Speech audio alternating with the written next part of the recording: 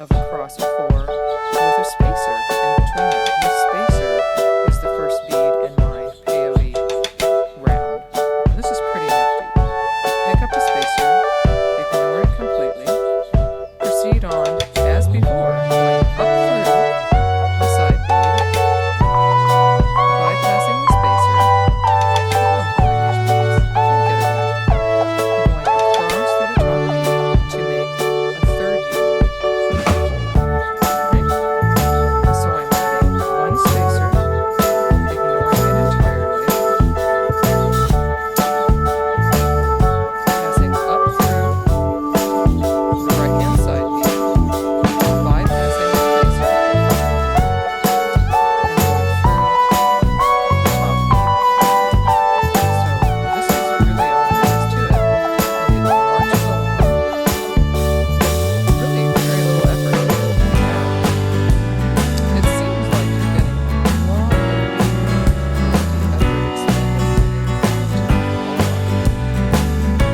Now, one thing that you want to do is to bypass the spacer exactly the same way each time. You can say something like that, because if you do that every time, if you jump around, it will affect your tail.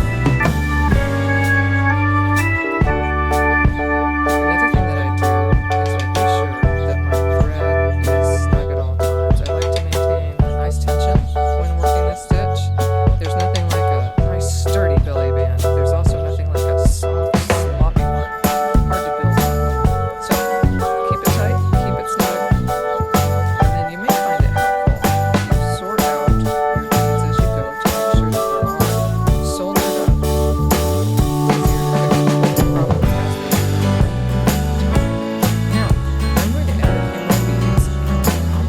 few more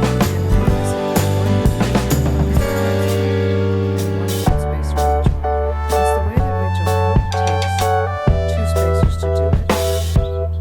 and I'll be right back with you when you're ready for the second one. Do, you should let your materials know too so that they can cooperate. So this is what I'm doing. No twists in the band, and I'm going to use this bead right here and join it with this bead right here, which is the same matching unit on the other side. So I'm going to pick up the next bead in line, which is a spacer, a blue spacer, and then the top bead of this final raw unit, and I'm going to pass down through the end bead in the first section added. Now you can, take your time with this. No one's rushing you. Now, you can see that I have only one more orange bead to add to complete this joining unit of right angle weave. And I'm going to go ahead and complete the stitch by passing back through, not the spacer, but the top bead. And then when I add the gold spacer, the round will be complete.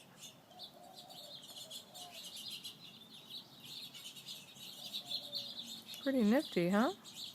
Now, I'm going to go ahead and take a pass back through that joining unit because I can, and then I'm also going to take a reinforcing pass through all of the beads in the top row.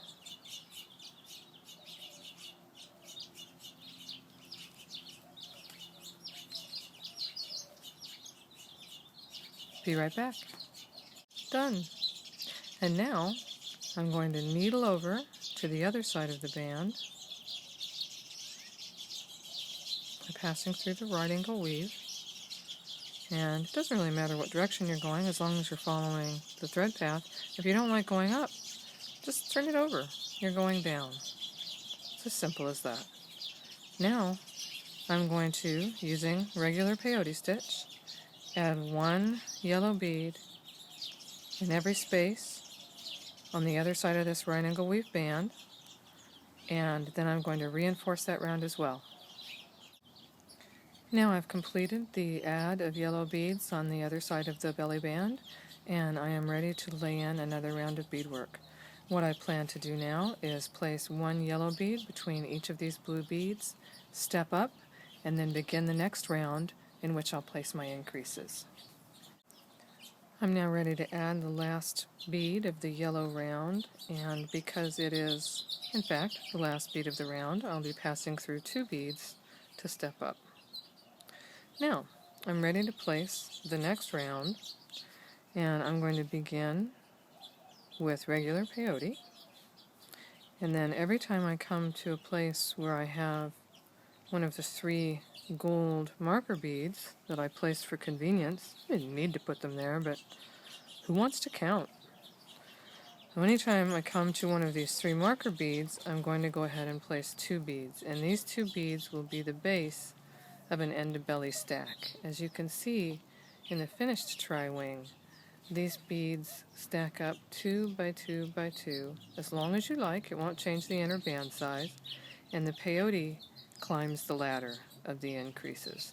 So right now, by placing these 2 beads right here, I've begun the base of my first end of belly increase. So I'm going to continue around this band, either placing single blue beads or, in these remaining 2 instances, sets of 2. And now I am ready to place my last blue bead of this round, which of course means I will be stepping up to get on top for the next round.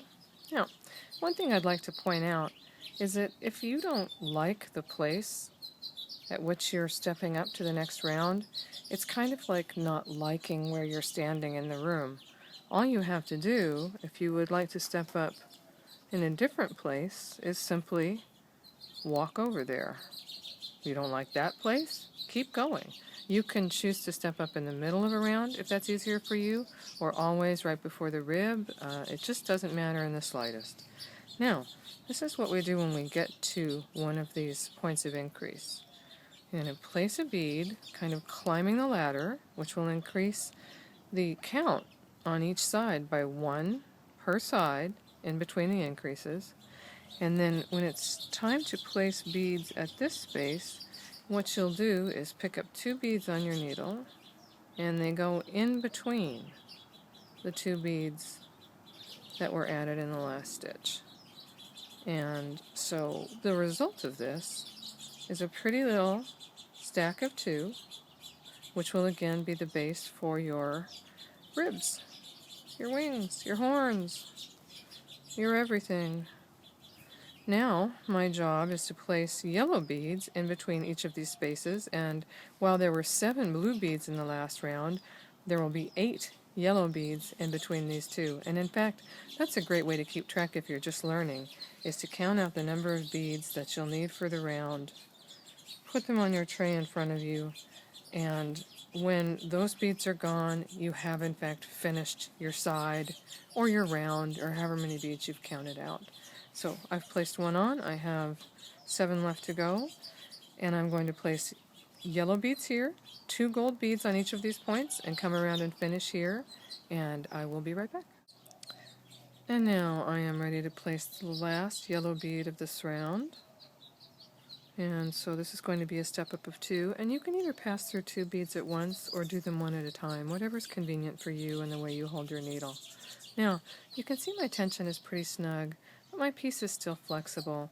I've got a nice ring band, and this particular count came out to be about a size between a 6.5 and a 7, depending on how you count.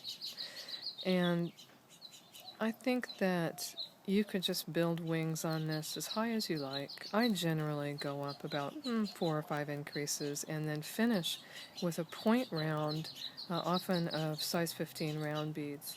So the other side, same thing. You can build increases in wings if you like, or you can just finish it off, as this is a completely useful band as is. So